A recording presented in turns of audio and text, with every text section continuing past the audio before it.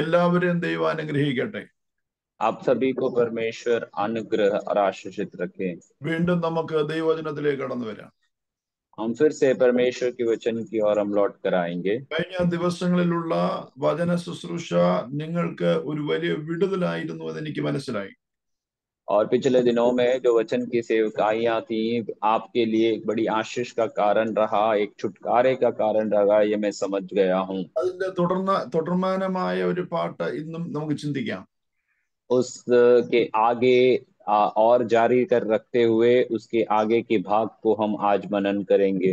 പുതിയ നിയമ സഭയ്ക്ക് ആവശ്യമായ ദൈവിക ദൂത് അല്ലെങ്കിൽ ഡോക്ട്രിനാണ് ഗിരിപ്രഭാഷണം എന്ന് പറയുന്നത്. नए नियम की कलीसिया को जो आवश्यक परमेश्वर का संदेश या फिर प्रभु का जो बुनियादी शिक्षाएं जो हैं उसी को हम सिद्धांत के रूप में बताते हैं। മോശ സീനായി പർവ്വതത്തിൽ വെച്ച് നൽകിയത് യഹൂദ ജാതിക്ക് വേണ്ടി മാത്രം ലിമിറ്റഡ് ആയിരുന്നപ്പോൾ യേശു ക്രിസ്തു പർവ്വതത്തിൽ വെച്ച് നൽകിയ ഈ ഉപദേശം ലോകത്തിന്റെ അറ്റത്തോളമുള്ള സകല ജാതി മതസ്ഥർക്കും വേണ്ടിയ there is no limit.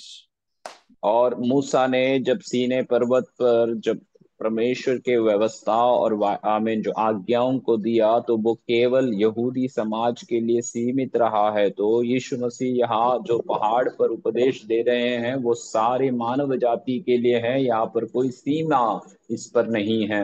കഴിഞ്ഞ 2000 വർഷമായിട്ട് ഇത് ദേവദാസന്മാർ പ്രസംഗിക്കുന്നു, പഠിപ്പിക്കുന്നു, എഴുതുന്നു. പക്ഷെ ഇന്നും അതിന്റെ പുതുമ നഷ്ടപ്പെട്ടിട്ടില്ല. സംസാരിക്കും തോറും, പ്രസംഗിക്കും തോറും, പഠിപ്പിക്കും തോറും, എഴുതും തോറും അതിന്റെ പുതിയ അർത്ഥങ്ങളെ ദൈവത്തിന്റെ പരിശുദ്ധാത്മാവ് വെളിപ്പെടുത്തി തന്നുകൊണ്ടിരിക്കുക. पिछले 2000 साल से परमेश्वर के दास लोग उसके विषय में प्रचार करते हैं, पुस्तक लिखते हैं, अध्ययन कराते हैं, परंतु इसी का जो नयापन है वो अभी तक खत्म नहीं हुआ है। जितना हम उसको सिखाते हैं, जितना हम उसको प्रचार करते हैं, जितना हम लिखते हैं, उतना उसी का अंदर से नई आशय, नई उपदेश, नई संदेश हमें वहां से निकल कर आती हैं। കാരണം യേശു പറഞ്ഞു, സത്യം നിങ്ങൾ അറിയുകയും ആ സത്യം നിങ്ങളെ സ്വന്തമാക്കുകയും ചെയ്യും. यीशु मसीह इसलिए ये बात को कहता है कि तुम सत्य को जानोगे और सत्य तुम्हें स्वतंत्र करेगा। നമ്മൾ ഓരോ വാക്യം വായിക്കുകയും ധ്യാനിക്കുകയും ചെയ്യുമ്പോൾ ആ ദൈവത്തിന്റെ പരിശുദ്ധാത്മാവ് അതിന്റെ വെളിപ്പാടുകളെ തരുമ്പോൾ നമ്മൾ അതിൽ സ്വതന്ത്രരായി തീർന്നുകൊണ്ടിരിക്കുക. एक एक बार हम वचन पढ़ते हैं, मनन करते रहने के समय में जिस पवित्र आत्मा के द्वारा वो वचन लिखा गया था वो वचन, वो पवित्र आत्मा हमारे जीवन को स्वतंत्र करते रहता है, नए नए प्रकाशनों को उस वचन में से हमें देते रहता है। യേശു ഒരിക്കൽ സ്വയം പറഞ്ഞു, ഞാൻ ലോകത്തിന്റെ വെളിച്ചമാണെന്ന്. यीशु मसीह एक बार स्वयं अपने आप के विषय में वो कहता है कि मैं जगत की ज्योति हूँ। അതിന് നമുക്ക് പ്രതിവാദമില്ല, അതൊരു സത്യമാണ്. യേശുവാണ് ലോകത്തിന്റെ വെളിച്ചം. യേശു വന്നപ്പോഴാണ് ഇരുളിന്റെ മറ നീങ്ങിപ്പോയത്. और इसी के विषय में कोई दो राय नहीं है, यीशु मसीह ही इस संसार की ज्योति है और उस यीशु मसीह आने के बाद इस संसार में से अंधकार चला गया। യേശു ഭൂമിയിൽ വന്നതിന് ശേഷം ഇരുളിന്റെ മറകൾ നീങ്ങിയതിന്റെ ലിസ്റ്റ് എഴുതിയാൽ തീരത്തില്ല. यीशु इस संसार में आने के पश्चात जो अंधकार की एक एक परतें निकलती हुई यदि उसका एक सूची बनाया जाए तो वो सूची कभी खत्म होने वाला नहीं है। അത് ലൂസിഫറിന്റെ ആൾക്കാർക്ക് ഇഷ്ടപ്പെടാത്തത് കൊണ്ടാണ് എപ്പോഴും യേശുവിനും യേശുവിന്റെ ശിഷ്യന്മാർക്കും ക്രിസ്ത്യൻസിനും എതിരായി നിൽക്കുന്നത്. और ये बात शैतान और उसके लोग ये बात को पसंद नहीं करते हैं, इसीलिए हमेशा यीशु मसीह और यीशु मसीह को पीछा करने वाले लोगों के विरोध में वे काम करते हैं। യേശു വെളിച്ചമാണെന്ന് പറഞ്ഞത് നമുക്ക് അംഗീകരിക്കാം, നമുക്കത് മനസ്സിലാക്കാം. പക്ഷെ യേശു പറയാണ്, നിങ്ങൾ ലോകത്തിന്റെ വെളിച്ചമാണെന്ന്. और यीशु मसीह जब ये बात को कहते हैं कि मैं जगत की ज्योति हूं तो ये बात हम अक्सर उसको स्वीकार कर पाते हैं, परंतु यहाँ पर यीशु मसीह इस प्रकार कह रहा है कि तुम जगत की ज्योति हो। മത്തായി 5:14 പറയുന്നത്, നിങ്ങൾ ലോകത്തിന്റെ വെളിച്ചം ആകുന്നു. मत्ती के सुसमाचार 5 अध्याय उसके 14 वचन में इस प्रकार लिखता है कि तुम जगत की ज्योति हो। നിങ്ങളിലുള്ള അഭിഷേകം എത്രമാത്രം വലുതാണെന്ന് ആലോചിച്ച് നോക്കി.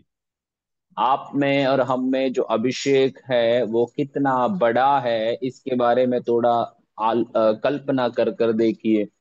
Price Lord. കാരണം എന്നാണെന്ന് ചോദിച്ചാൽ, നിങ്ങൾ ലോകത്തിന്റെ വെളിച്ചമാണെന്ന് പറയണമെങ്കിൽ നിങ്ങളുടെ മേൽ അതിൻ്റെതായ ഒരു അഭിഷേകം അവൻ തന്നിട്ടുണ്ട്.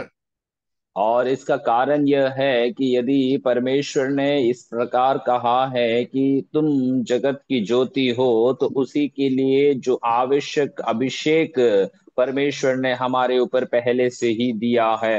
നിങ്ങൾക്ക് അതിന്റെ പൂർണ്ണ രൂപത്തെ മനസ്സിലാക്കാൻ സാധിക്കുന്നില്ലെങ്കിൽ നിങ്ങളെ വിളിച്ച് വേർതിരിച്ച് അവന്റെ ശിഷ്യനാക്കിയ കർത്താവിനറിയാം, അതുപോലെ തന്നെ നിങ്ങളെ എതിരിടുന്ന ശത്രുവിനും അറിയാം. हो सकता है कि हम इस बात को अच्छे रीति से समझ नहीं पा रहे हैं, लेकिन हमें बुलाकर अलग किया हुआ परमेश्वर इस बात को जानता है, और हमें हमारी विरोध करने वाला शत्रु या शैतान भी इस बात को अच्छे रीति से जानते हैं। ക്രിസ്തുവിൽ വിശ്വസിക്കുന്ന, ക്രിസ്തുവിന്റെ ശിഷ്യത്തിലേക്ക് കടന്നു വന്ന നിങ്ങളെ കുറിച്ച് പറയുന്നത്, നിങ്ങൾ ലോകത്തിന്റെ വെളിച്ചം ആകുന്നു എന്നാ പറയുന്നത്. ആകാൻ സാധ്യതയുണ്ടെന്നോ ആകുമെന്നോ ആയിരുന്നു എന്നല്ല, ഇത് പ്രസന്റ് ആയിട്ട് പറയുകയാണ്. പ്രൈസ്, ഇപ്പോഴത്തെ സിറ്റുവേഷനിൽ പറയാണ്, നിങ്ങൾ ലോകത്തിന്റെ വെളിച്ചമാണ്. और यीशु मसीह को पीछा करने वाले उसकी कलीसिया, उसके लोगों के बारे में परमेश्वर का वचन ये बताता है कि तुम जगत की ज्योति हो। ये वर्तमान काल में बोलने वाली विषय है। ऐसा नहीं कहा है कि तुम जगत की ज्योति बनेंगे या तुम जगत की ज्योति थे, परंतु वर्तमान में कहते हैं कि अभी भी हम इस जगत की ज्योति बनकर हमें प्रभु ने रखा है। ഇത് തന്നെയാണ് കഴിഞ്ഞ ചില ദിവസം നമ്മൾ ചിന്തിച്ചുകൊണ്ടിരിക്കുന്നത്. और यही बात को हमने पिछले कई दिनों से मनन करते आए हैं।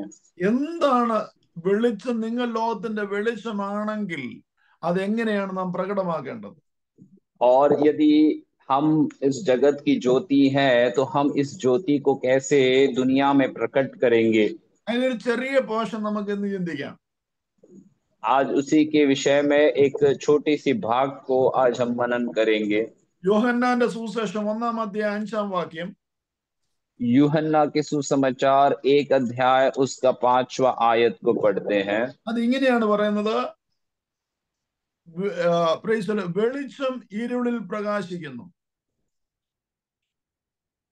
ज्योति अंधकार में चमकती है। ഇന്ന് ഞാൻ ചിന്തിക്കാൻ ആഗ്രഹിക്കുന്നത് ആ ഒരു ചെറിയ പോർഷൻ മാത്രമാണ്.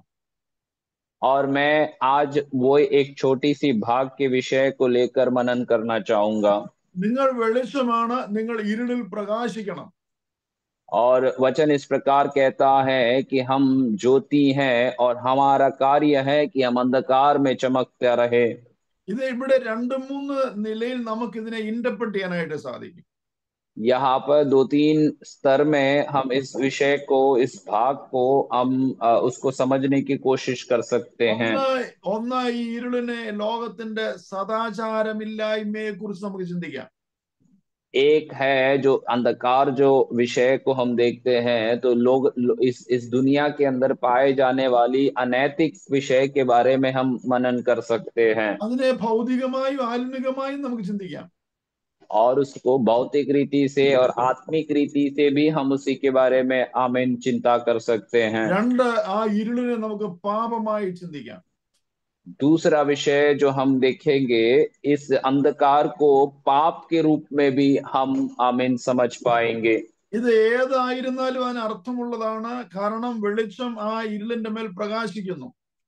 और ये दोनों में से कौन सा भी क्यों ना हो, दोनों में अर्थ बनता है, और ये अंधकार के ऊपर ज्योति प्रकाशित होता है। എന്ന് പറഞ്ഞാൽ യേശു ഭൂമിയിൽ പ്രത്യക്ഷപ്പെട്ട, യേശു ഭൂമിയിലേക്ക് എൻട്രി ചെയ്ത സമയം മുതൽ ഭൂമിയിൽ വെളിച്ചം പരക്കുവാനായിട്ട് ഇടയായി. इसका अर्थ इतना ही है कि यीशु मसीह जब से इस संसार में आमीन प्रवेश किया है, तब से इस संसार में परमेश्वर का ज्योति चमकती रही है। യഹൂദന്മാരും ശാസ്ത്രിമാരും റോമക്കാരും അല്ലെങ്കിൽ ലോകം ചിന്തിച്ചുകൊണ്ടിരുന്ന പല സദാചാര ബോധമില്ലായ്മയെ യേശു വെളിപ്പെടുത്തി കൊടുത്തു അതെങ്ങനെയാണെന്ന്. और जब यहूदी या रोमी साम्राज्य या अनेक ऐसे महान लोग जो अनैतिक बातों को या वो जो समझ नहीं पा रहे थे ऐसे कार्यों को जब कर रहे थे, तो यीशु मसीह के आने के पश्चात उन बातों को यीशु ने प्रकट कर दिया कि वो क्या है और कितना गलत है। അപ്പോൾ തന്നെ മോശയുടെ ന്യായപ്രമാണത്തിലൂടെ ലഭിച്ച ചില കാര്യങ്ങളുടെ സംശയം അതിലുണ്ടായിരുന്ന അന്ധകാരത്തിന്റെ മറ നീക്കുവാൻ യേശു പ്രയത്നിച്ചു. और इतना ही नहीं, मूसा के द्वारा दी गई व्यवस्थाओं की बातों में कई ऐसे जो विषय थे वे जो समझ नहीं पा रहे थे, और कई जो ऐसे रहस्यमय बातें उस व्यवस्था के अंदर पाई जाती हैं, उनमें से कई बातों को उजागर करने के लिए परमेश्वर ने उनके बीच में कार्य किया। അതൊന്നും ഈ ശാസ്ത്രന്മാർക്കും പരീശന്മാർക്കും യഹൂദന്മാർക്കും ഒന്നും ഇഷ്ടമല്ലായിരുന്നു. കാരണം അതിന്റെ മറ നീക്കിയാൽ അവരുടെ ആ ചിന്താഗതികൾക്ക് മാറ്റം വരും, അവരുടെ അധികാരം അവർക്ക് നഷ്ടപ്പെടുന്ന ഒരു ചിന്ത അവർക്കുണ്ടായിരുന്നു. और ये सारी बातें जो थी, यहूदी और शास्त्री लोगों को या फरीसी लोगों को ये बातें पसंद नहीं था। कारण इतना ही है क्योंकि इस विषय के प्रति यदि उनका संदेह या उनकी ऐसी जो गलत फहमी है उसे यदि हटा दी जाए, तो उनका सारा रहस्य खुल जाएगा, और ये वे पसंद नहीं करते थे। പ്രവചനത്തിൽ പറയുന്ന വ്യക്തി ഞാനാകുന്നു എന്ന് പറഞ്ഞത് അവർക്ക് യേശുവിനോട് അസൂയ ഉണ്ടാകാൻ ഇടയാക്കി. और जब ऐसे वचन कहते हैं कि भविष्यवाणी के पुस्तकों में बताए गए वो यीशु में ही है, तो ऐसे कहने के पश्चात यहूदियों को या फरीसियों को जो है यीशु मसीह के ऊपर वो जलन करने लगे। ഞാൻ തന്നെ പുനരുത്ഥാനവും ജീവനുമാണെന്ന് പറഞ്ഞത്, അല്ലെങ്കിൽ ഞാൻ അബ്രഹാമിന് മുമ്പേ ഉണ്ടായിരുന്നു പറഞ്ഞതൊന്നും അവർക്ക് ഇഷ്ടപ്പെട്ടില്ല. मैं ही पुनरुत्थान और जीवन हूँ, या मैं अब्राहम से पहले से हूँ, ये सारी बातों को जब यीशु मसीह ने कहा, ये सब बातें उन्हें पसंद नहीं आई। വ്യഭിചാരം ചെയ്ത ഒരു സ്ത്രീയെ കല്ലെറിഞ്ഞു കൊല്ലുവാൻ കൊണ്ടുവന്നവനെ സ്ത്രീയെ രക്ഷപ്പെടുത്തത് അവർക്ക് ഇഷ്ടപ്പെട്ടില്ല. एक व्यभिचारिणी स्त्री को जब यीशु मसीह के पास लेकर आए थे ताकि वो पत्थर मार कर उसको मार दिया जाए, तो यीशु मसीह ने जब उस स्त्री को उनसे उनके हाथों से जब बचा दिया, तो ये सारी बातें उनको पसंद नहीं आते हैं। കാലങ്ങളോളം വർഷങ്ങളോളം ബന്ധനത്തിൽ കിടന്ന രോഗമായി കിടന്നവരെ ശബത്തിൽ സൗഖ്യമാക്കിയത് അവർക്ക് ഒട്ടും ഇഷ്ടപ്പെട്ടില്ല. और सालों से बंधन के और या बीमारी की और पड़े हुए लोगों को यीशु मसीह ने जब उनके बंधनों को खोल दिया, उनकी बीमारियों को चंगाई की, तो ये सारी बातें ये लोग पसंद नहीं आते थे। പാപമെന്ന് പറയുന്നത് പുറമേ ഉള്ളതല്ല അകമേ ഉള്ളതാണെന്ന് പറഞ്ഞത് അവർക്ക് ഒട്ടും മനസ്സിലാക്കാൻ പറ്റിയില്ല. पाप के विषय बाहरी रूप से देखने वाली बातें से बढ़कर अंदरूनी विषय के अंदर की बात है। जब ऐसे बातों को जब यीशु मसीह कहने लगा, तो ये लोग इसको पसंद नहीं करते थे। അവർ ചിന്തിച്ചു പുറമേ ചെയ്യുന്ന പാപമാണ് വ്യഭിചാരമെന്ന്. എന്നാൽ അങ്ങനെയല്ല, നീ സ്ത്രീയെ മോഹിക്കേണ്ട നോക്കിയാൽ അത് വ്യഭിചാരത്തിന് തുല്യമാണെന്ന് പറഞ്ഞത് അവർക്ക് ഒട്ടും മനസ്സിലാക്കാൻ പറ്റിയില്ല. और उनके आधार में व्यभिचार करना मतलब एक स्त्री से बाहरी रूप से करने वाली बातों के विषय में था। लेकिन यीशु मसीह ने जब इस बात को और स्पष्ट करा कर दिया कि यदि तुम उसके एक स्त्री को देखकर अंदर ही मोहित होते हैं, तो वो भी व्यभिचार के तुल्य हैं, तो ये बातें वे पसंद नहीं करते थे। കൊലപാതകം എന്ന് പറയുന്നത് നിന്റെ സഹോദരനെ കൊല്ലുന്നതല്ല, പിന്നെയോ നീ അവന്റെ ഹൃദയത്തിൽ അവനോട് നീ ഈർഷ്യോ പകയോ പിണക്കമോ വെച്ചുകൊണ്ടിരുന്നാൽ അത് കൊലപാതകത്തിന് തുല്യമാണ്. यीशु मसीह ये बात को भी उन्हें समझा कर दिया कि पुराने नियम में जो व्यवस्था कहता है कि तो अपने भाई का खून नहीं करना है, परंतु यीशु मसीह उसे और स्पष्ट कर बताता है कि तू अपने भाई के प्रति मन ही मन में उसी के विषय में ईर्ष्या, जलन या क्रोध रखते हैं, तो वो भी उस हत्या करने के खून के बराबर की बात है। മാത്രമല്ല അവർ ശമരിയിലേക്കും ജാതികളിലേക്ക് ഇറങ്ങി പുറപ്പെട്ടത് അവർക്കൊട്ടും മനസ്സിലായില്ല. അവർ യഹൂദ ജാതിയിൽ മാത്രം ലിമിറ്റഡ് ആയിരുന്നു. എന്നാൽ ദൈവം അതിനെ യേശുക്രിസ്തു വന്നിട്ട് അതിന്റെ മറകളെ നീക്കി. और इतना ही नहीं, जब यीशु मसीह जब समरी लोगों के बीच में या अन्य जातियों के बीच में जब उसकी सेवकाई को बढ़ाया, तो ये भी वो पसंद नहीं कर रहे थे, क्योंकि उनकी जो बातें थी वे केवल यहूदी समाज के लिए सीमित रहता। लेकिन यीशु मसीह आकर उन सारी रहस्य को या छुपी हुई बातों को यीशु ने खोल दिया। അങ്ങനെ യേശുവിന്റെ ഭൂമിയിലേക്കുള്ള ആ എൻട്രി അനേക ഇരുളുകളെ മറകളെ നീക്കുവാൻ ദൈവം ഇടയാക്കി. ऐसा यीशु मसीह जब इस संसार में प्रवेश किया तो अनेक ऐसी अंधकार की रहस्यमय बातों को यीशु मसीह ने बाहर लेकर आए। എന്ന് പറഞ്ഞാൽ ഇന്ന് ഈ ഭൂമിയിൽ കാണുന്ന സകല വെളിച്ചത്തിന്റെ ഉറവിടം യേശു ക്രിസ്തു അത്രേ. इसके अर्थ इतना ही है स्पष्ट, आमीन, इतना ही इसे बता सकते हैं कि यीशु मसीह इस संसार में आकर, आमीन, सारे, आमीन, जो ज्योति है उसको उसने अपने जीवन से चमकाया है। ഈ ലോകത്തിൽ ഒരു ക്വാളിറ്റി ലൈഫ് എൻജോയ് ചെയ്യുവാൻ കർത്താവ് നമ്മെ പഠിപ്പിക്കുമ്പോൾ നിത്യതയെക്കുറിച്ചുള്ള പ്രകാശം കൊണ്ട് വെളിച്ചം കൊണ്ട് നമുക്ക് പകർന്നു തരികയാണ്. इस संसार में एक अच्छा उत्तम एक स्तर का जीवन जीने के लिए जब यीशु मसीह हमें सिखाता है, उसी के साथ ही साथ यीशु मसीह हमें ये भी बता कर देता है कि अनंतता के जीवन के लिए हम अपने आप को कैसे तैयार कर सके। സീനായി പർവ്വതത്തിൽ വെച്ച് മോശയോട് ലഭിച്ച ന്യായപ്രമാണം അനുസരിച്ച് യഹൂദ ജാതിക്ക് നിത്യതയിലേക്ക് ഒരു പ്രകാശം ഉണ്ടായിരുന്നില്ല. എന്നാൽ നിത്യതയിലേക്ക് ഒരു ടോർച്ച് അടിച്ചു കൊടുത്തത് യേശു ക്രിസ്തു മുഖാനെയാണ്. सीनै पर्वत पर जब यहूदी जातियों को जब जो परमेश्वर ने जो व्यवस्था दिया था, उस व्यवस्था के अंदर अनंतता के विषय में कोई भी बात की एक, आमीन, स्पष्टीकरण वहां पर नहीं दिखाई देते हैं, परंतु यीशु मसीह आने के पश्चात उस अनंतता के विषय में एक बड़ा सा प्रकाशन लोगों को प्रकट करा कर देता है।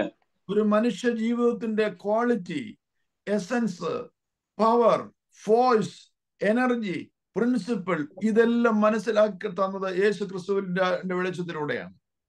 एक मनुष्य के अंदर जो उसके अंदर के सारे गुण हैं, या उसके अंदर के जो शक्ति हैं, उसके अंदर के जो सामर्थ्य है, ताकत है, ये सब कुछ यीशु मसीह इस संसार में आकर अपने जीवन से मनुष्यों को प्रकट करा कर देता है। കാരണം ഇരുളിന്റെ മറവിലും നടന്നത് മുഴുവൻ, പ്രൈസ് ദി ലോർഡ്, കവർച്ചയും അനീതിയും അധർമ്മവുമായിരുന്നു. कारण जो अंधकार में और अंधकार के छाये में छिपकर करने वाले ये सारे कार्य जो थे, वो सब अधर्म की बातें थी और अन्याय की बातें उसमें रही थी। യേശു വന്ന് അത് പഠിപ്പിക്കുമ്പോഴാണ് ആ അന്ധത അല്ലെങ്കിൽ ആ ഇരുള്, ആ ഡാർക്ക്നെസ് മനുഷ്യന്റെ ഉള്ളിൽ നിന്നും മാറി വെളിച്ചം പകരുന്നത്. और जब यीशु मसीह आकर इन बातों को जब सिखाने लगा तो उस समय लोगों के अंदर जो अंधकार या जो अंधापन छाया हुआ था, उसमें से वे लोग बाहर आ पाए। അതാണ് യോഹന്നാന്റെ സുവിശേഷം 10-ാം അധ്യായം പറയുന്നത്. 10-ാം അധ്യായത്തിന്റെ 10-ാം വാക്യം പറയാ, മോഷ്ടിപ്പാനും അറുപ്പാനും മുടിപ്പാനും അല്ലാതെ കള്ളൻ വരുന്നില്ല, അവർക്ക് ജീവൻ ഉണ്ടാകുവാനും സമൃദ്ധിയായ ജീവൻ ഉണ്ടാകുവാനും അത്രേ ഞാൻ വന്നിരിക്കുന്നത്. और इसलिए यूहन्ना का सुसमाचार 10 अध्याय 10 वचन में इस प्रकार लिखता है कि चोर किसी और काम के लिए नहीं, परंतु केवल चोरी करने, घात करने और नष्ट करने के लिए आता है, और मैं आया हूं कि मैं जीवन, मुझ में से जीवन पाए और बहुतायत से पाए। എന്ന് പറഞ്ഞാൽ യേശു ആകുന്ന വെളിച്ചം ഒരു മനുഷ്യന്റെ ജീവിതത്തിൽ കടന്നു വരുമ്പോൾ അവൻ പഴയ ആളല്ല, ഒരു പുതിയ സൃഷ്ടിയായി മാറുന്നു. അതുകൊണ്ടാണ് കൊരിന്ത്യർ ലേഖനം പറയുന്നത്, ഒരുവൻ ക്രിസ്തുവിലായാൽ അവൻ പുതിയ സൃഷ്ടിയായി തീരുന്നു. അവന്റെ അന്ധകാരം മാറുന്നു, അവന്റെ സംശയം മാറുന്നു, അവന്റെ ഇരുള് മാറുന്നു, അവന് പുതിയ വ്യക്തിയായി വെളിച്ചത്തിലേക്ക് കടന്നു വരുന്ന അവനൊരു സ്വാതന്ത്ര്യം ലഭിച്ച അനുഭവം ഉണ്ടാകുന്നു. और इसीलिए, आमीन, वचन में इस प्रकार से हम पढ़ते हैं कि यीशु आया इस संसार में कि सारी अंधकार की बातों को हटाकर एक नया अनुभव, एक नए प्रकाशन को लोगों के अंदर दे, एक नया जीवन की एक, आमीन, एक अच्छा एक जो है पहचान लोगों को दिखाए। इसलिए कुरिन्थियों की पत्री में बात को पढ़ते हैं कि यदि एक व्यक्ति मसीह में हो जाए तो वे नई सृष्टि है, पुरानी बातें उसमें से निकल जाती हैं। യേശുവിലേക്ക് കടന്നു വന്ന, യേശുവിൽ വിശ്വസിക്കാനിടയായ എത്ര പേര് എന്നോട് പറഞ്ഞിട്ടുണ്ടെന്നറിയാമോ, ഓ ഇത് നേരത്തെ അറിയേണ്ടതായിരുന്നു എന്ന്. और यीशु मसीह के पास आए हुए, यीशु मसीह में विश्वास करने वाले कितने सारे लोग मुझसे पहले इस प्रकार आकर कहा है कि यीशु मसीह के बारे में यदि थोड़ा समय और पहले यदि हम जान जाते तो कितना अच्छा होता। ക്രിട്ടിസൈസ് ചെയ്ത് എതിരായി നിൽക്കുന്നിടത്തോളം കാലം ഇതിന്റെ മറ നീങ്ങാതിരിക്കുമ്പോൾ ക്രിസ്തുവിൽ വിശ്വസിക്കാൻ തീരുമാനമെടുത്തു കഴിയുമ്പോൾ, ആ മറ നീങ്ങി കഴിയുമ്പോൾ, ആ വെളിച്ചം പകർന്നു കഴിയുമ്പോൾ, ഒരു ഡീപ് സ്ലീപ്പിന് ശേഷം എഴുന്നേറ്റ് വരുന്ന ഒരു മനുഷ്യനെ പോലെ അവൻ എന്തൊക്കെയോ അവന്റെ ഉള്ളിൽ വെളിപ്പാടുകൾ ഉണ്ടാകുന്ന കാണാൻ സാധിക്കും.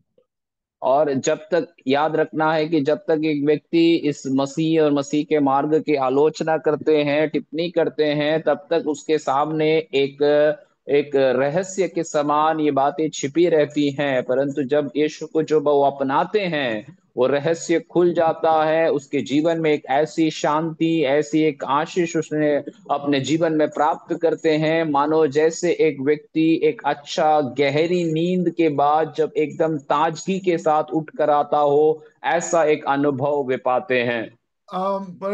ചുങ്കക്കാരനായിരുന്ന സഖായും മുക്കുവനായിരുന്ന പത്രോസും ഒക്കെ പ്രൈസ് ലോർഡ് അവന്റെ ഉള്ളിൽ വെളിച്ചം ഉണ്ടായപ്പോൾ അവന് പുറമെയുള്ള രൂപാന്തരമല്ല സംഭവിച്ചത്, പിന്നെയോ അകമയുള്ള രൂപാന്തരം സംഭവിച്ചേ. നാം ചിന്തിക്കുന്നത് പോലെ പ്രൈസ് ലോർഡ് പുറമെയുള്ള വ്യത്യാസത്തെക്കാൾ ഉപരി അകമയുള്ള ചേഞ്ചസിനാണ് ഈ ക്രിസ്തുവാകുന്ന വെളിച്ചം പ്രാധാന്യം കൊടുക്കുന്നത്.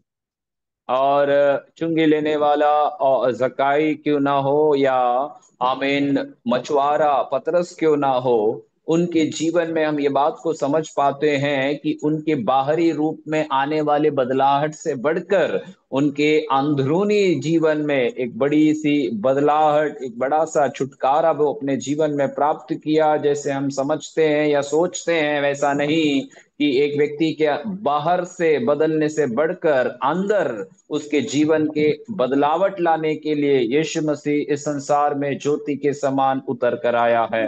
ചിന്തിച്ചു നോക്കി, അന്ധകാരത്തിലിരിക്കുന്ന സക്കായിയുടെ ഉള്ളിലേക്ക് യേശു ആകുന്ന വെളിച്ചം വന്നപ്പോൾ അവന്റെ കുടുംബം മുഴുവൻ സന്തോഷിക്കാനിടയായ സാഹചര്യം അത് നിങ്ങളുടെ ജീവിതത്തിൽ ഉണ്ടാകാൻ സാധ്യതയുണ്ട്.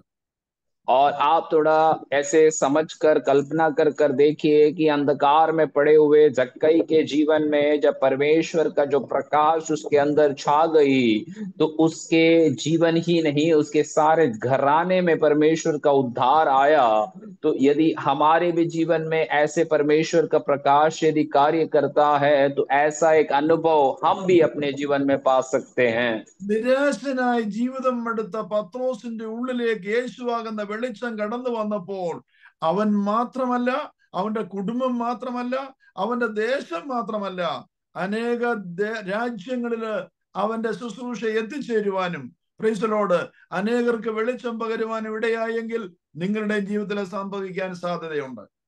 निराशा में पड़े हुए पतरस जब जीवन में जब निराश होकर सब कुछ खत्म करने की उस अवस्था में वो जब चले गए थे, जब उसके जीवन में परमेश्वर का उपस्थिति उतर आया, प्रभु का प्रकाश जब उतर आए, तो उसके जीवन कैसे आशीष में रूप में प्रभु के लिए अपने अंत तक वो कार्य कर सका, ऐसा एक अनुभव पतरस को मिला है। तो हमारे भी जीवन में परमेश्वर की ज्योति जब उतर आती है, परमेश्वर का अद्भुत कार्य, एक बड़ा प्रकाशन हम भी अपने जीवन में प्राप्त कर सकते हैं। എല്ലാം നഷ്ടപ്പെട്ടു, ഇനിയും ജീവിക്കാൻ സാധ്യതയില്ല, അതിനുള്ള റൈറ്റ് ഇല്ല എന്ന് ചിന്തിച്ച പടയാളി സ്വയം കൊല്ലുവാൻ തീരുമാനിച്ചപ്പോൾ പൗലോസ് പറയുകയാണ്, നീ നിന്നെ തന്നെ നശിപ്പിക്കരുത്, നീ നിനക്കൊരു ദോഷവും ചെയ്യരുത്. നോക്കുക, യേശുവിന്റെ വെളിച്ചം ആ ജയിലിലേക്ക് കടന്നു ചെന്നപ്പോൾ സംഭവിച്ച വ്യത്യാസം. और वो पौलुस के कारागृह में पौलुस को बंद कर रखा हुआ जेलर के विषय में यदि हम देखेंगे, तो वो भी इस प्रकार सोचने लगा कि कारागृह में सब कुछ हमें नष्ट हो चुका है। वो स्वयं जब अपने जीवन को हानि पहुंचाने के लिए जब कोशिश कर रहा था, जब पौलुस ने परमेश्वर का उस प्रकाश को जब उसके जीवन में डाला, तो केवल वो ही नहीं, वो उसका और सारा घराना प्रभु का उस ज्योति को अनुभव करने का सामर्थ्य उस वचन में परमेश्वर ने उसे दिया। യോഹന്നാന്റെ സുവിശേഷം 12:35 വായിക്കുമ്പോൾ നമുക്ക് കാണാൻ സാധിക്കുന്നത്, നിങ്ങൾ സ്വാതന്ത്ര്യം, പുത്രൻ സ്വാതന്ത്ര്യം വരുത്തിയാൽ സാക്ഷാൽ നിങ്ങൾക്ക് സ്വാതന്ത്ര്യമുണ്ടെന്ന്. Praise the Lord. और यूहन्ना के सुसमाचार 12 उसके 35 आयत से हम पढ़ेंगे, तो वहां पर यीशु मसीह कहता है कि तुम स्वतंत्र, यदि पुत्र के द्वारा तुम स्वतंत्रता पाओगे, तो सचमुच तुम्हारे जीवन में वो स्वतंत्रता मिलेगी। Praise the Lord. Praise the Lord. അപ്പൊ സാക്ഷാൽ ക്രിസ്തു നിങ്ങൾ സ്വാതന്ത്ര്യം വരുത്തിയാൽ നിങ്ങൾക്ക് സ്വാതന്ത്ര്യമുണ്ട്.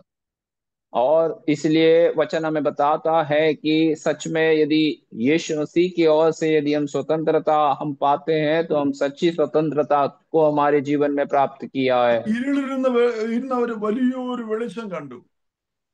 और अंधकार के बीच में उन्होंने एक बड़ी ज्योति को देखा। ഒത്തിരി വചനങ്ങളും വാക്യങ്ങളും നമുക്ക് വായിക്കാനുണ്ട്. और ऐसे बहुत सारे आयत और वचन हमें पढ़ने को मिलेंगे। 2 കൊരിന്ത്യർ 4:16 दूसरा कुरिन्थी 4 अध्याय उसका 16 वचन ഒന്ന് വായിക്കാം. हम पढ़ेंगे। Praise the Lord. അതുകൊണ്ട് ഞങ്ങൾ അധൈര്യപ്പെടാതെ ഞങ്ങളുടെ പുറമേയുള്ള മനുഷ്യൻ ക്ഷയിച്ചു പോകുന്നുവെങ്കിലും ഞങ്ങളുടെ അകമയുള്ള മനുഷ്യൻ നാൾക്ക് നാൾ പുതുക്കം പ്രാപിക്കുന്നു. എങ്ങനെ? ഈ വെളിച്ചം കടന്നു വന്നപ്പോൾ.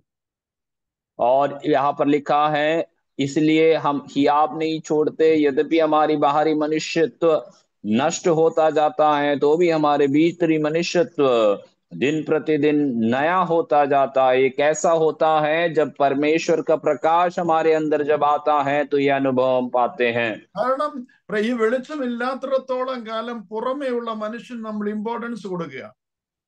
और इसका अर्थ इतना ही है कि जब तक हमारे अंदर ये प्रकाश नहीं जाएंगे हम बाहरी मनुष्य को बहुत महत्व देते चलते हैं।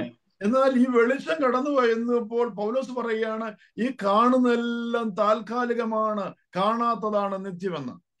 और यहाँ आमीन वचन से पौलुस इस बात को हमें समझाना चाहता है कि जब एक व्यक्ति के अंदर सच में परमेश्वर की ज्योति जब प्रवेश करता है तो वो बाहरी मनुष्यत्व को बहुत महत्वपूर्ण बनाने से बढ़कर भीतर के मनुष्य को देखने के लिए वो कोशिश करता है। और इसलिए वचन कहता है, पौलुस इस प्रकार कहता है कि जो हम देखते हैं वो सब तत्कालीन है, जो अनदेखा है वो हमेशा के लिए स्थिर रहता है। 1 പത്രോസ് 2:9-10 ഇങ്ങനെ വായിക്കുന്നത്, നിങ്ങളോ അന്ധകാരത്തിൽ നിന്ന് തന്റെ അത്ഭുത പ്രകാശത്തിലേക്ക് നിങ്ങളെ വിളിച്ചവന്റെ സൽഗുണങ്ങളെ ഘോഷിപ്പാൻ തക്കവണ്ണം തിരഞ്ഞെടുക്കപ്പെട്ട ഒരു ജാതിയും രാജകീയ പുരോഹിത വർഗവും വിശുദ്ധ വംശവും സ്വന്ത ജനവുമാകുന്നു. മുമ്പേ എന്ന് പറഞ്ഞാൽ അന്ധകാരത്തിൽ ഇരിക്കുമ്പോൾ നിങ്ങൾ ജനമല്ലാത്തവരായിരുന്നു, ഇപ്പോഴോ ദൈവത്തിന്റെ ജനം. നിങ്ങൾ കരുണയില്ലാത്തവരായിരുന്നു, ഇപ്പോഴോ കരുണ ലഭിച്ചവർ തന്നെ. 1 पत्रस 2 अध्याय 9 और 10 वचन में इस प्रकार लिखता है कि पर तुम एक चुना हुआ वंश और पधारी याजकों का समाज और पवित्र लोग और परमेश्वर के निज प्रजा हो, इसलिए कि जिसने तुम्हें अंधकार में से अपनी अद्भुत ज्योति में बुलाया है उसके गुण को प्रकट करो। पहले तुम कुछ भी नहीं थे पर अब परमेश्वर की प्रजा हो, तुम पर दया हुई थी, अब तुम पर दया हुई है। ഞാൻ എല്ലാ ദിവസവും രാവിലെ നിങ്ങളോട് പറയുന്നു, ഈ അതിരാവിലെ എഴുന്നേറ്റ് പ്രാർത്ഥിപ്പാൻ കടന്നു വന്ന ജനം നിങ്ങൾ ഭാഗ്യമുള്ളവരാണെന്ന് പറയുമ്പോൾ നിങ്ങൾക്ക് മനസ്സിലാകുന്നില്ല. എന്നാൽ ഇവിടെ പത്രോസ് പറയുകയാണ്, ഒരിക്കൽ നിങ്ങൾ അന്ധകാരത്തിലായിരുന്നു, എന്നാൽ നിങ്ങൾ ഇന്നത് ആ പ്രകാശത്തിലേക്ക് കടന്നു വന്നിരിക്കുന്നു, നിങ്ങൾ ഭാഗ്യമുള്ളവരാണ്. और मैं हमेशा जब कहता हूं आपसे कि आप जब सुबह उठकर आते हैं आप परमेश्वर के द्वारा आशीष पाए लोग हैं, तो शायद आप ये बात को समझ नहीं पाते होंगे। यहाँ पर पौल पत्रस इस प्रकार सिखाता है कि इसलिए कि तुम्हें अंधकार में से अपनी अद्भुत ज्योति में जो परमेश्वर ने बुलाया है वे लोग धन्य हैं, आशीषित लोग हैं। 1 യോഹന്നാൻ 2:8 വാക്യം ഇങ്ങനെ വായിക്കുന്നത്, പുതിയൊരു കൽപ്പന ഞാൻ നിങ്ങൾക്ക് എഴുതുന്നു എന്ന് പറയാം, അത് അവനിലും നിങ്ങളിലും സത്യമായിരിക്കുന്നു. ഇരുട്ട് നീങ്ങിപ്പോകുന്നു, സത്യ വെളിച്ചം ഇതാ പ്രകാശിക്കുന്നു. വെളിച്ചത്തിൽ ഇരിക്കുന്നു എന്ന് പറയുകയും സഹോദരനെ പകയ്ക്കുകയും ചെയ്യുന്നവൻ ഇന്നയോളം ഇരുട്ടിലിരിക്കുന്നു. पहला यूहन्ना की पत्री 2 अध्याय उसके 8 से लेकर आयतों को पढ़ेंगे तो यहाँ पर इस प्रकार लिखा है कि फिर भी मैं तुम्हें नई आज्ञा लिखता हूँ और यह उसमें और तुम में सच्ची ठहरती हैं, क्योंकि अंधकार मिटता जाता है और सत्य की ज्योति अब चमकने लगी है। जो कोई ये कहता है कि मैं ज्योति में हूँ और अपने भाई से बैर रखता है अब वह अंधकार में ही है। എന്ന് പറഞ്ഞാൽ പ്രൈസ് ദി ലോർഡ്, യേശുവിന്റെ ഭൂമിയിലേക്കുള്ള വരവ്, എൻട്രി, ഭൂമിയുടെ മുഖച്ഛായ മുഴുവൻ മാറ്റിമറിച്ചു. इसका अर्थ इतना ही है कि यीशु मसीह जो इस संसार में प्रवेश किए थे आमीन, उस परमेश्वर का प्रवेश होने के बाद आमीन, इस संसार की सारी एक छाया चित्र को उसने बदल दिया। അതുവരെ നിയമവും ന്യായപ്രമാണവും രാജാവും പ്രവാചകനും ഉണ്ടായിരുന്ന യഹൂദജാതി ഒഴിച്ച് യഹൂദജാതിക്ക് മാത്രമല്ലാതെ ലോകത്തിന്റെ അറ്റത്തോളം ഈ പ്രകാശം പരക്കുവാനായിട്ടിടയായി. तब तक नियम और व्यवस्था और कानून जो केवल यहूदी समाज के लिए सीमित थे, उतना समय तक जब ऐसी सीमित अवस्था में परमेश्वर का कार्य जब हो रहा था, यीशु मसीह के आने के पश्चात सारे भूमंडल के लोगों के लिए प्रभु का इन व्यवस्थाओं को, आज्ञाओं को प्रभु ने मदद किया। യേശു പറഞ്ഞ പോലെ നിങ്ങൾ ലോകത്തിന്റെ വെളിച്ചമാണ്. यीशु मसीह इसके लिए कहता है कि तुम जगत की ज्योति हो।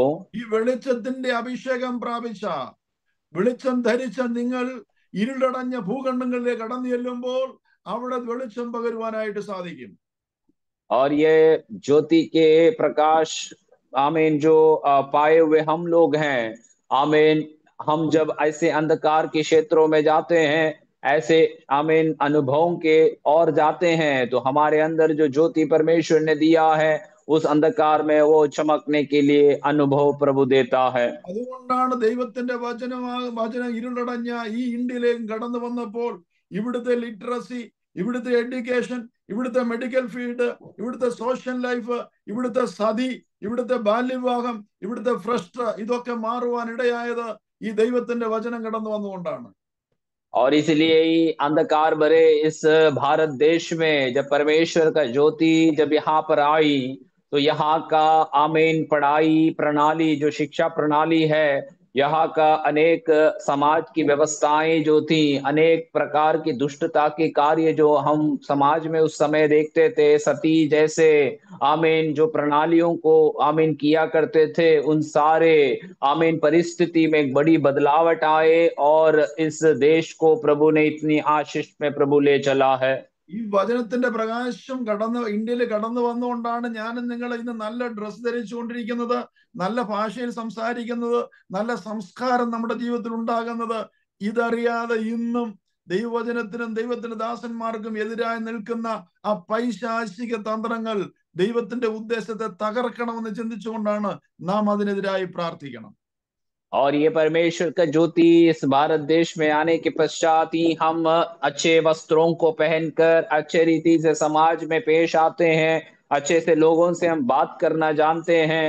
और ये नापसंद करने वाला शैतान और शैतान का ताकत इस प्रकार से कोशिश करता है कि सभी प्रकार से ऐसी अनुभवों को नष्ट कर दे और ऐसे लोगों को भी वो नष्ट करा दे। വില്യം കേറിയെ പോലെയോ മദർ തെരേസയെ പോലെയോ ഗുണ്ടട്ടനെ പോലെയോ ഞാനും നിങ്ങളും അന്ധകാരത്തിന് ദേശത്തിന് പ്രകാശം നൽകുന്ന വ്യക്തികളായി തീരുവാൻ ദൈവം നിങ്ങൾക്കിടയാകട്ടെ. और हम भी और आप भी आमीन विलियम केरी हो या मदर तेरेसा हो या ऐसे महान लोग जो परमेश्वर के लिए समाज के लोगों के बीच में जो ज्योति का कार्यों को किया, ऐसे हमारे और आपके जीवन भी परमेश्वर के लिए संसार का अनुग्रह और आशीष का कारण बन पाए। കേവലം യേശുവിൽ വിശ്വസിച്ച് ലക്ഷറി ലൈഫ് എൻജോയ് ചെയ്യുവാനും ഉപജീവന മാർഗത്തിനു വേണ്ടിയുമല്ല, പിന്നെയോ അന്ധകാരത്തിന് ജനത്തിന് പ്രകാശം നൽകുവാൻ ഞാനും നിങ്ങളും ത്യാഗമായി തീർന്നെങ്കിൽ മാത്രമേ അത് പ്രകാശമായി പരക്കത്തുള്ളൂ. केवल यीशु मसीह में विश्वास करके एक आराम का और एक सुख विलास का जीवन जीने का एक इच्छा रखने से भी बढ़कर आमीन मेरे और आपके जीवन का लक्ष्य इस प्रकार होना है कि मेरे जीवन ये समाज के लिए एक आशीष का कारण ठहरे, मेरा जीवन ये समाज के लिए एक ज्योति के समान चमकता रहे और इस संसार के अंधकार को मिटाने में परमेश्वर हमें मदद करे। ഈ വെളിച്ചം ഇരുളിൽ പ്രകാശിക്കുന്നു. और ये ज्योति जो है अंधकार में चमकती है। ഈ വചനങ്ങളാൽ ദൈവം നിങ്ങളെ അനുഗ്രഹിക്കുമാറാകട്ടെ. इन वचनों के द्वारा प्रभु हम सभी को आशीषित करने पाए।